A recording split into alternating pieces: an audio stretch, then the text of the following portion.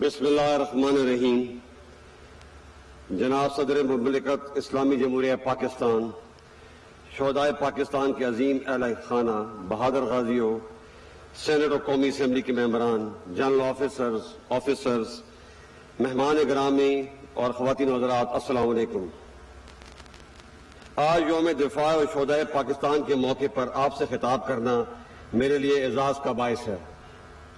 بلا شبہ دفاع وطن ایک مقدس فریضہ ہے جو ہمیں جان سے بھی زیادہ عزیز ہے۔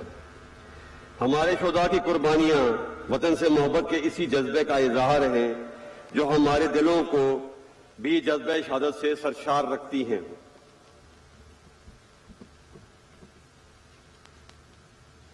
قیام پاکستان سے لے کر آج تک کے مستحکم پاکستان تک کا سفر پاکستانی قوم کے جذبوں، ایثار اور وطن سے محبت کی عظیم روایات سے مزین ہے۔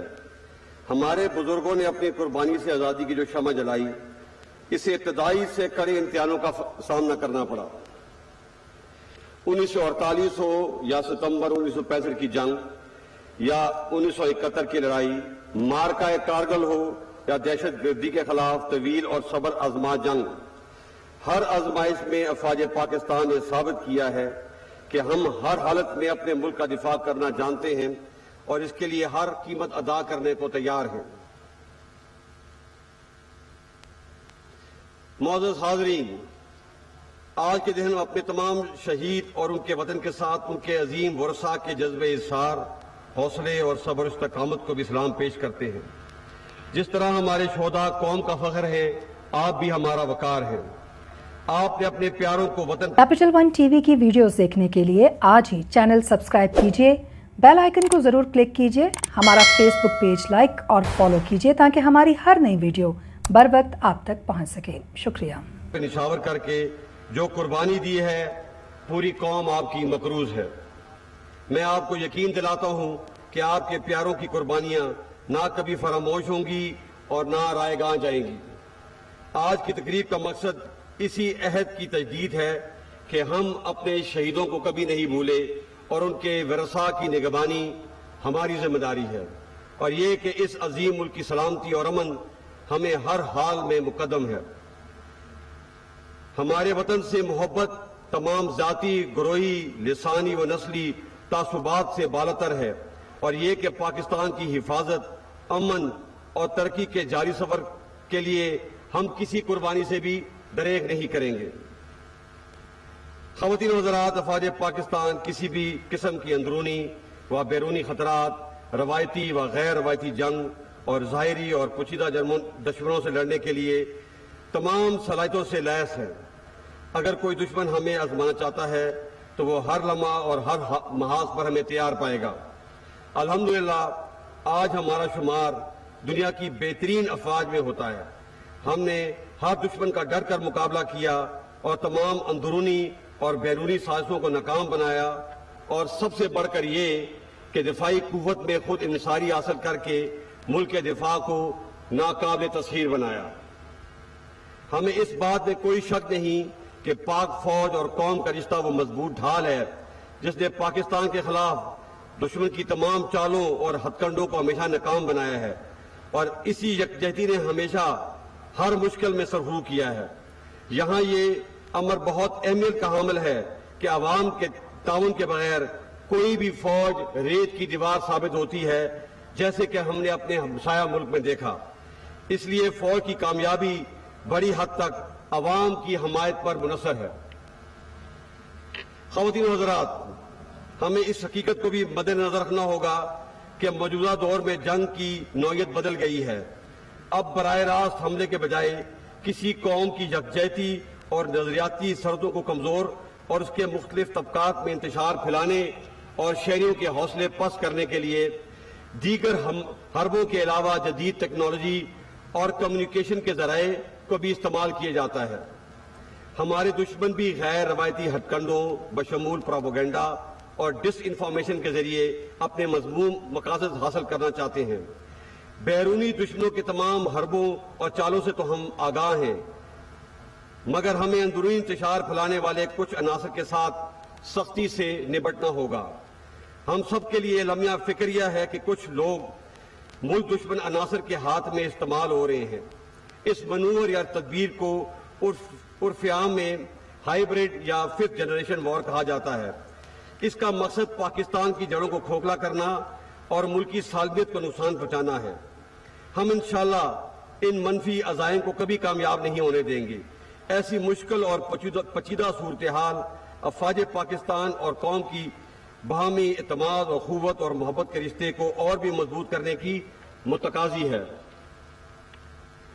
معزز حاضرین، یہ حقیقت بھی سب پر روز روشن کی طرح عیاں ہونی چاہیے کہ اس ارض پاک پر کسی پرتشدد رویے یا انتہا پسندی کی اب مزید کوئی گنجائش نہیں۔ طاقت کا استعمال صرف اور صرف ریاست کا اختیار ہے۔ افواج پاکستان اور قانون نافذ کرنے والے اداروں کے علاوہ کسی فرد یا گروہ کو اسلحے کی نمائش اور استعمال کی اجازت نہیں ہوگی۔ کسی شخص کو بھی یا گروہ کو علاقائیت، لسانیت، نظریے اور مذہب کی بنیاد پر ریاست کو بلیک میل کرنے کی اجازت نہیں دی جائے گی۔ بحیثیت قوم ہمیں یہ عہد کرنا ہے کہ ہم سب نے مل کر پاکستان کو قائد اعظم کی سوچ کے مطابق اعتدال پسند، پرامن اور ایک جدید اسلامی اور فلاحی ریاست بنانا ہے۔ خواتین و حضرات، جمہوریت میں پاکستان کی مضبوطی اور بقا ہے۔ اسے مزید مستحکم کرنے کے لیے ہم سب کو آئین کی پاسداری اور انصاف، برداشت اور بردباری کے اصولوں پر عمل پیرا ہونا ہوگا۔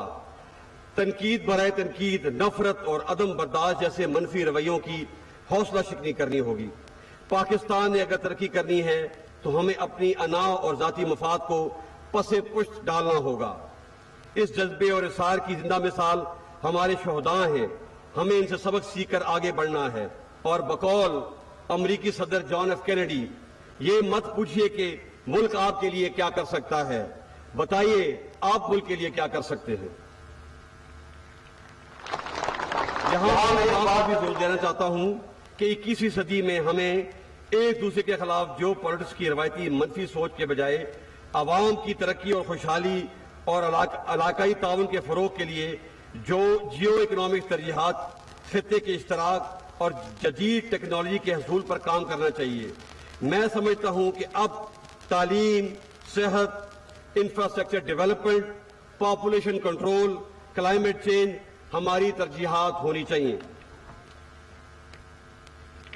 معزز حاضرین، ہم خطے کی صورتحال پر گہری نظر رکھے ہوئے ہیں، خاص طور پر افغانستان سے غیر ملکی افواج کے انخلاء کے بعد جہاں صورتحال امن و استحکام کا ایک موقع فراہم کرتی ہے، وہیں یہ مزید خطرات اور مشکلات کا پیش خیمہ بھی ثابت ہو سکتی ہے۔ ہم افغانستان کے برادر عوام کی سلامتی اور ترقی کے لیے خواہش مند ہیں اور یہ توقع رکھتے ہیں کہ اقوام متحدہ سمیت خطے اور دنیا کی بڑی طاقتیں افغانستان میں پائیدار امن کے لیے اپنا مثبت کردار ادا کریں گی۔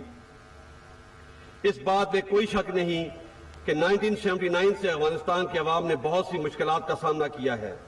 ہم جنگ کی تباہ کاریوں اور اس کے نتیجے میں پیدا ہونے والے افغان بھائیوں کی مشکلات اور دکھ درد سے نہ صرف آگاہ ہیں بلکہ اس درد کو محسوس بھی کر سکتے ہیں۔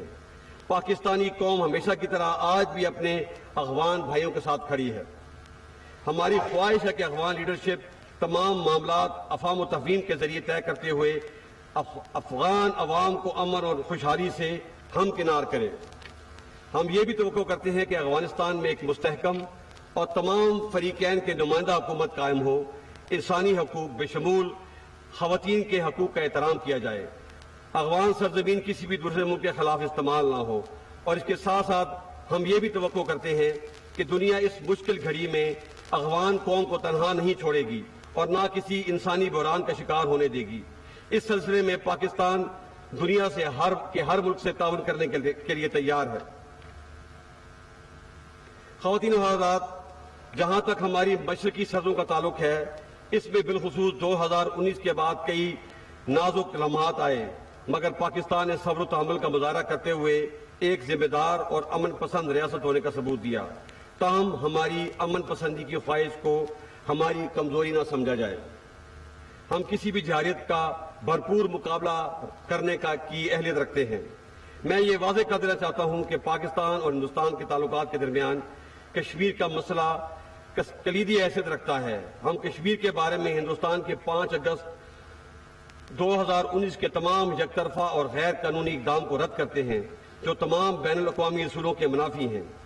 ہم کشمیری عوام کے جذبہ حریت، شہیدوں کی قربانیوں اور خاص طور پہ سید علی گیلانی کی طویل اور عظیم جدوجہد کو خراج تحسین پیش کرتے ہیں اور یقین دلاتے ہیں کہ ہم ہر سطح پہ اپنے کشمیری بھائیوں کی سیاسی، اخلاقی اور سفارتی حمایت جاری رکھیں گے۔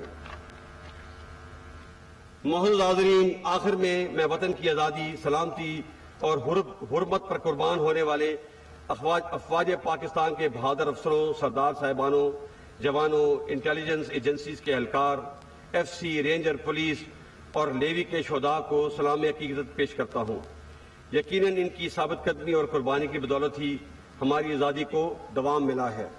میں شہداء کے لواحقین کے صبر و استقامت کو بھی سلام پیش کرتے ہوئے اس بات کا برملا اظہار کرتا ہوں کہ اس قوم کو دنیا کی کوئی طاقت شکست نہیں دے سکتی جس کی مائیں اپنے بیٹوں کو وطن کی حرمت پر قربان ہونے کے لیے پروان چڑھاتی ہیں۔ آئیے آج کا دن اور یہ لمحات شہدائے وطن و غازیوں کے نام کرتے ہوئے اس عہد کی تجدید کریں کہ ہم ان کے نقش قدم پہ چلتے ہوئے پاکستان کے مستقبل کو روشن اور پرامن بنائیں گے، اور ہم نے وطن کے تحفظ کی جو قسم کھائی ہے ہر قیمت پہ اس کی پاسداری کریں گے۔ اللہ تعالی ہمارا حامی و ناصر ہو۔ پاک فوج زندہ باد، پاکستان پائندہ باد۔